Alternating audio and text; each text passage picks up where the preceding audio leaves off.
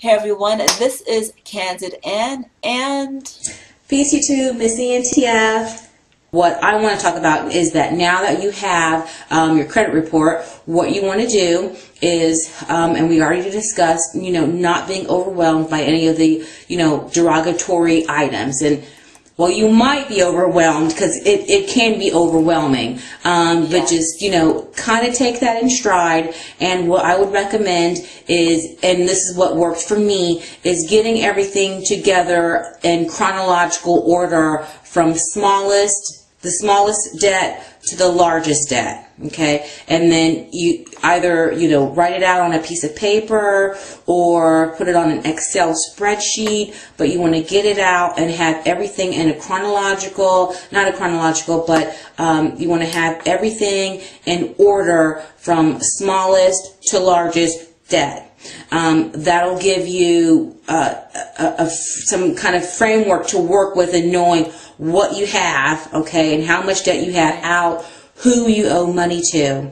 You want to make sure that you have the phone numbers, which should have come with the credit report, and an actual physical address for that creditor or whoever is responsible for collecting that debt. And what you want to begin doing is contacting those creditors and initiating a settlement negotiation. You want to contact them and let them know, that you've received your credit report. You are very interested in improving your credit report, and let them know just briefly. You don't have to go into all of your business, but whether you had some type of financial hardship, an injury, you were laid off, whatever it is, or just say, I'm really working hard at trying to rebuild my credit, and I want to know what I can do to get this taken care of, and let them know I'm interested in negotiating a debt settlement. And you want to use those words specifically: negotiating a debt settlement, okay? And then they're going to ask you, what can you do, or what kind of settlement were you looking for? And at that point, you want to be prepared to begin some type of negotiating. So what I would recommend is also researching on the internet different ways of how to negotiate, okay? Whether you can say, I can pay 50% of this debt, or I'd like to pay 60 to 65% of this debt, regardless what percentage you come up with, because that's what the creditors are going to be working with, is a percent of the debt, not a percent off, okay? Right. And from there, oh, go ahead. No, I'm sorry, I just want to put in there also that you might find that some of the things that's on your credit report don't even belong to you. You might be wondering, like, where the hell did that come from? What's going on?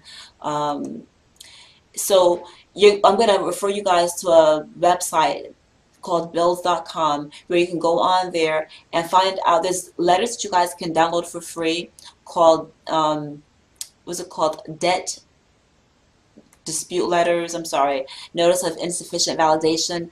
Find out what all that stuff is, because like when you contact these agencies and they can't validate that it is in fact your debt, they have a certain amount of time to get back to you, and if they don't do so, then they have to take that off your credit report. Okay, so they have a certain amount of time. Usually it's between 30 and 60 days, but like I said, it could be different from what state you live in. And if they can't get back to you and validate that this is in fact your debt, they have to take that off your report. If they do validate it, then you have to, at this point, go ahead and see what you can settle for, what you can negotiate, and what you can do at that point. Okay, but and another thing I just want to touch upon as I was speaking, it kind of reminded me of, I'm just going to touch on this a little bit. As a landlord, I have had tenants that have put bills, electrical bills, utility bills, and things of that nature in their children's name. And I'm not sure, because I checked my analytics, and I know I have a wide range of people that watch me. So I want to say that if you are a teenager and you have debt that is on your report that someone else put on there, that's something you're going to have to deal with. You're going to have to figure out how to, I mean, you could wait the 7 years if you want to or whatever, but you know, you're gonna have to figure out how to get that done. And I've seen it happening, and you know, sometimes it's sticky because you're talking about family, you're talking about like possible parents and you know, things of that nature. I've seen parents, I've had tenants who put bills in their kids' name thinking, oh, in 7 years we'll just drop off the report, you know. Or sometimes, So you know, like exactly what you were saying was that the debt may just not be yours. Especially, I've seen it happen in a lot of cases where people have the same name, the same middle initial. You know, somebody's information could end up on your credit report. I've seen it from the difference in between, you know, juniors and seniors. That's more so, you know, with men, but, you know, it may involve your partner or your significant other or your spouse or boyfriend or whatever. You know, it could be their father's information on their credit report, you know, between the juniors and the seniors and the first, second, and thirds. I've seen that sometimes, you know, get on the wrong person's credit report. So yes. Absolutely make sure that you take a look into that and, you know, get the debt validated first. And if it's not yours, don't hesitate to dispute anything that's on the credit report, exactly like what Candid Ann was saying.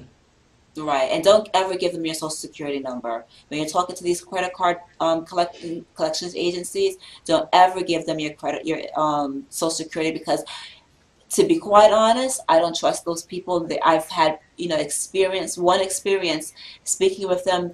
They are out for that money, and they have a preconceived notion of who you are, and they're dealing with people that's hanging up, that's rude to them. So they're not sweet. You're not talking. It's not all apple pie.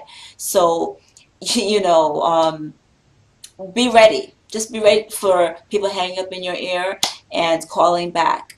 Don't give them your extreme personal information. You might just say, okay, this is my address. I agree, that's my address, or something like that. But don't tell them ever what your social security number is, because they'll do whatever they have to do to get you to pay. They want the money. They don't care where it comes from. I know for me, what I like to do is write a handwritten check and mail that to them, or a cashier's check that I get from my credit union. I get 2 free cashier checks per month, or like a money order. If you're not comfortable giving them access and giving them your credit card number or a debit card number or any of that type of information over the phone. Now, I know that there was one particular creditor that I was dealing with that was, you know, offering me, you know, something crazy. I think I owed them like $5,000, and they were willing to settle it for like $700, but I had to pay them that day. Now, obviously, you know, I couldn't send them a check or a cashier's check or a money order that same day. I did pay with a check over the phone, but I didn't give them my debit card number. So keep that in mind when you're negotiating with the creditors. It's whatever you feel comfortable with. If you feel comfortable giving them your banking information over the phone or your debit card number over the phone, that's fine. I would just be cautious with doing that, because, you know, they are a debt collector and they're going to try and do whatever they can to get that money. So, but usually there's, you know, some type of authorization process that you have to go through and say, you know, what you are permitting, the amount that you're permitting for that transaction. And usually those things are recorded. But just be a little bit cautious when you're doing that. That's all I wanted to say. So, what we're going to be focusing on, again, just really quickly, is contacting them, letting them know that you are interested in doing a debt, negotiating a debt settlement, and begin the negotiation process of settling those debts and getting those debts down. And once you begin that process, we'll then start our process of where we're going to find that money, since you're going to start really negotiating. And don't be afraid to, you know, really, you know, stand up, because the longer that you've had a debt, you know, more times than, you know, not, they're assuming that they're not going to be collecting on it. So any little thing that they can usually get, they're going to be willing to accept. So you have more negotiating and bargaining power the older that a debt actually is. And I know that we've had some questions on statutes of limitations and things of those natures, questions of that nature, and what you're going to want to do is actually look into the statutes of limitations for your state. And Yes. Candid Ann, you and I were talking about that earlier. Did you want to... Yeah, but before I talk about that right quick, I want to say, for those people that are scared to go ahead and contact these guys because they're very intimidating, can be obnoxious. My mom did it, and I know one other person that did it. They contacted a debt consolidation agency. I would prefer if you guys, went ahead and did it yourself, okay? But for those that cannot emotionally just take it, I do know people that have utilized debt consolidation agencies, and there should never be an upfront fee, okay? You might pay, they might take a small portion of it monthly, but you should never have to pay an upfront fee. And I don't have any recommendations for a specific debt consolidation agency. I'm just putting it out there that my mom used one, and I have another friend that used one successfully, and it worked for them, and they did not pay upfront fees. And those agencies negotiated for them on their behalf, but you had to stick to, you could not miss a payment. If you missed a payment, then they went right back to being defaulted the way they were before, So that's what I know about it. I just want to throw that out there for those people that are like, I'm overwhelmed, I don't want to do it. It just might be something you might want to look into. Or maybe you might know someone that did it. And, like I said, it should never have an upfront fee, okay? Other than that, yes, I do want to talk about, there was a question posed, like if your debt or something like that is almost 6.5 or so years old, is it worth paying it off, or something along those lines? And I don't want to ever recommend to someone on the internet not to pay your bills, okay? I'm not going to say that. I'm going to say make the best choice available to you based on the information that we provided, okay? I'm going to leave links in the description bar below where you can go ahead and find out how the rules, what they are like in your state. Because in some states, it might be 7.5 years. In some states, it might be 3 or 4 years. Some states, I just want to put out there also that, like, just because you charge a credit card and it's been 6.5 years, don't think that it's just going to fall off. They can potentially still take you for a judgment. They can potentially take you to court still. They have that right. Does it happen that often? No. Can it happen? Yeah, and it's been happening more and more because these credit card agencies, they want their money. And they've been going to court more and more, but it costs them money to go to court. So, I don't know if you only owe them $300, is it going to be worth it? But if you owe them $10,000, it might be worth it. I'm just saying that you can't think that you're going to get a credit card, buy what you want, and then let it fall off in 7 years. They can possibly take you to court, get a judgment against you, and when that happens, then you get into where they start garnishing your check. They can take up to, in some states, like in Connecticut, they can take up to 25% of your check. So, that question was posed. I'm not going to say don't ever pay your credit card or whatever. The best way to get out of these things, if you can do what we mentioned earlier, try to negotiate with them, try to, get the fee to come down, do all those things. And if you can, pay that off. The other one little thing I want to mention also is someone had made a comment saying that if you're about to purchase a house and you have an old debt, they recommend not paying your debt because it's going to redate start your 7 years over again. And the truth of the matter is that used to happen. That probably still does happen. Is it supposed to happen? No, legally, your debt is not supposed to be redated because your 7 years will never expire if you kept doing that. Like if it was 6 years and you made a payment and now your 7 years were counting over, it would never go away if you kept doing that, So it's never ever supposed to change from the first time that it went into default. Okay, so that's also some of the areas where I'm not sure if there's a letter on that site as well that talks about that. But listen, the truth of the matter is, if a collection agency does do that, who are you going to go to get them to change it back? Who are you going to argue with? You can't. It's like beating a dead horse. You cannot do that. I mean, I don't know who you're going to go to. You can write letters. You can do what you want. But they basically have you in the palm of their hands because now you're waiting 7 years over again. So in one sense, I see where that advice comes up. But no, my train of thought is try to avoid all of that by getting it to come down as much as possible. And if you can, like Miss ENTF says, to get it to come down to that $700, just give them one lump payment and get it done with, if possible. Okay? Yeah, So, and also with most of them, when you're negotiating with them, I really didn't run into too many, unscrupulous people. What I was actually calling them to try and, either negotiate a debt settlement or begin payment plans. Most people were really, really willing to work with me. So I would say just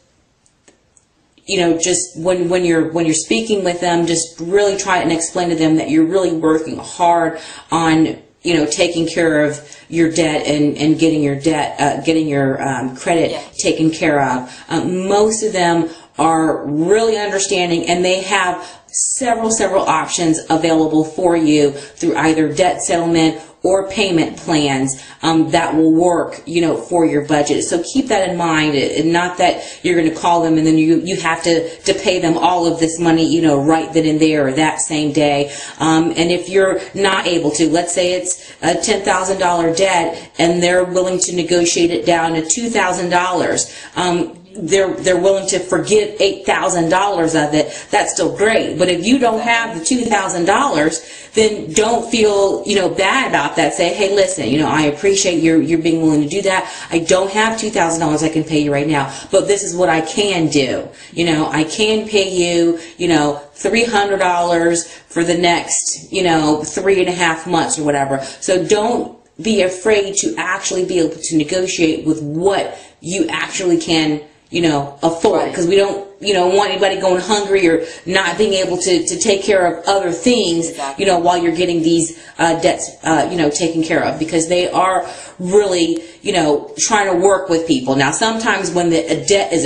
incurring, they can be nasty, and the debt collector's going to be nasty when they're calling the house or calling the job. They could be nasty. But once, you have something that's several years old and you're trying to take care of it, and you're being proactive and initiating contact with, old debts, they usually are pretty, I don't want to say lenient, but understanding, and usually will work with what you can do. right. Okay. That's fantastic. That is fantastic. I know for me, I had a hospital bill one time, and it was on automatic payment, and the last payment, I was paying them, I'm not going to make it up because I can't remember. Let's just say I was paying them $200 a month on this bill, and the last bill was going to be like $120. So I cut the automatic payment from my bank off, and I wrote them a check, and I sent it to the hospital, and it was cashed. Now, lucky for me, my checks have that carbon copy underneath it. Years later now, I go back to my mom's house, and I see this collections note there, and I'm like, what the hell is this for? When I call them up, they're like, you never paid this hospital bill. And I'm like, what are you talking about? I paid that bill. They were very rude to me. That was my personal experience. I was like, hi, my name is Andrea. And they would say, this is Bob, or whoever it was. And I'm like, I'm sorry, what is your name? And they would hang up on me. That's my personal experience. Thankfully, Miss ENTF, you have good stories to tell about it. Unfortunately for me, they were just rude. And truth be told, it wasn't that much money. It was less than $200. And so basically, I had my carbon copy of I keep all my old checks. I had a carbon copy, and I faxed it to them with a letter stating that this bill has been paid. It's not my fault that you guys are not keeping your records up to date, and if you besmirch my credit at all, I will sue you. And I never heard from them again, and it's never been on my credit report, but I had my carbon copy to show that it was paid,